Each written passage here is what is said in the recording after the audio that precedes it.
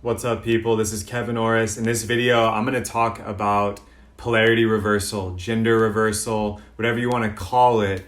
And when men are locked into their feminine pole and emotional collapse, what happens when women are locked into their masculine pole and locked into hustle or overacting.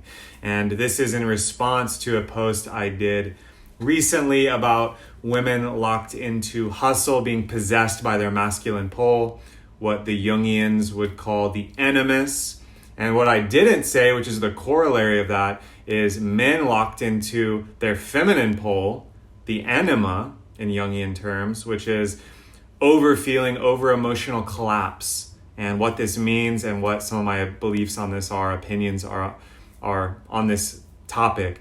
And this is going to be a short video, but I want to really just diagram the topic for you. Again, as with all of these charged topics, gender being a huge one, sexuality being a huge one, polarity being a huge one, invitation to situate yourself in this conversation, no matter what kind of body you have, know what kind of genitalia you have, know what kind of, programming you may have around this. I come to this from personal experience. So for me as a man, I experienced, and some of this dealt with in New Age. Some of this just dealt with awakening a feminine essence, right? So, wow, I have emotions. They have information and data. I have a deep feeling nature, Some people refer to a man having an inner woman, right? And that doesn't mean you're less of a man. It actually makes you more complete. If you're going to play the human game, you got to play with a full deck, which means you have yin and yang inside of you. Now, the difference, though, is in my experience as a man and as a masculine force in the world, which means I have a mission, vision, and value system, and I set boundaries with my speech and my action, and I have a masculine drive, well, it serves me to be polarized into the masculine pole and have that be the main area of my action. For example, if I'm going to create freedom for myself, create wealth, create impact, help people, serve a purpose bigger than me, one of the best ways to do that is starting a business or being an entrepreneur. For me, it looks like coaching, facilitation. Well, that's got to be my focus. I got to go all in on that. And to be effective at that, I got to cultivate traditionally masculine tendencies, aggression, power dynamics, awareness, training, discipline, boundary setting. So if I'm locked into my feminine pole, which in the past I've experienced, periods of this, and there's nothing wrong with it. I'm just speaking to if it stays that way for a long, long time, that man is going to be in collapse. I was in collapse. If I'm over feeling, I can't bear to leave the house because I'm just crying and I'm just feeling so much, and I need more feminine energy. I need more feminine energy. I just need to feel my way through it. I need to feel. And on some level, yes, as a man, if you've never felt, it may come out like a waterfall. And so that's okay. What I don't think is okay is forces in the media, forces that are giving out information that talk about how men need to stay in this zone, actually. Actually, it's time for men to be caring and emotional all the time and just bear their feelings first. And sometimes it serves to keep your mouth shut or be in solitude or process just with men, and not go to a woman you're in relationship with sexually, or not go to mom or a surrogate thereof. So that's a whole nother video. And these polarity reversals are coming out so clearly now if you just look in the media. And GQ did a piece recently that I thought was pretty absurd and very indicative of a postmodernist and very anti, what I would call healthy masculinity or positive masculinity, piece. And I think it was Pharrell, and basically a dress saying new visions of masculinity, new versions of masculinity. I actually spoke with multiple influencers at that time, this was last year, about that piece. And they're like, well, do you think this is a good idea? And no, I don't. I don't think that's a good idea. I understand that we came from a brutish, brutal, shut down, armored masculine in the past. And now we're swinging perhaps too far the other way on the pendulum, where many men have been feminized or emasculated.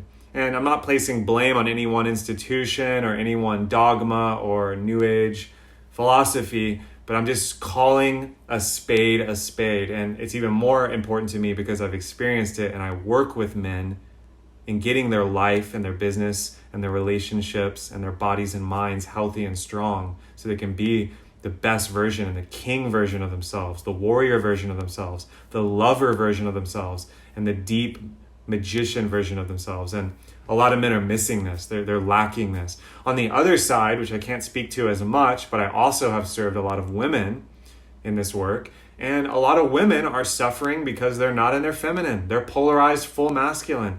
They think to compete, and because of many voices, some of which have been in the feminism movement in the mainstream, they think they have to become men. And so they're shutting down their feminine essence. They're severing their connection to the menstrual cycle. They're going into the mind and into logic and hustle and overacting and actually burning themselves out. And then they wonder why they can't be in a relationship with a polarized masculine man.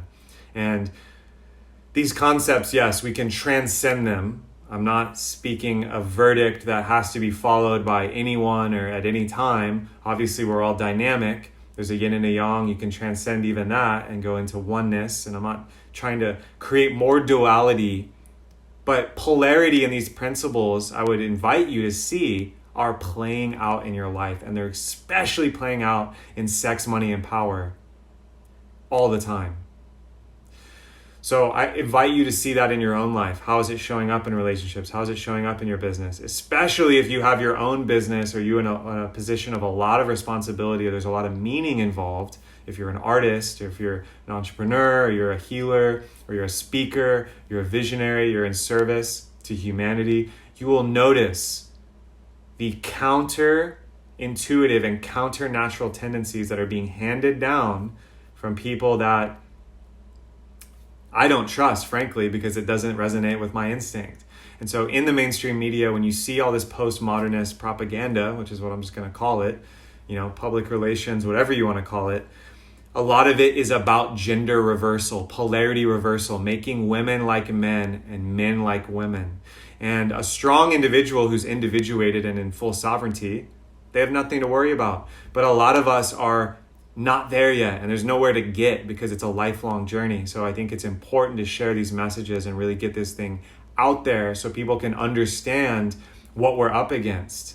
There's a war on for consciousness. It's not all love and light.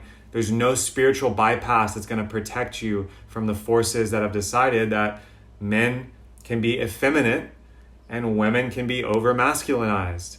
And these have been reinforced and put into media and children's movies and into rom-coms and into literature and into all of these texts and places. And my invitation to you is very simple. Return to first principles. Return to your senses. Return to your instincts. Trust what you're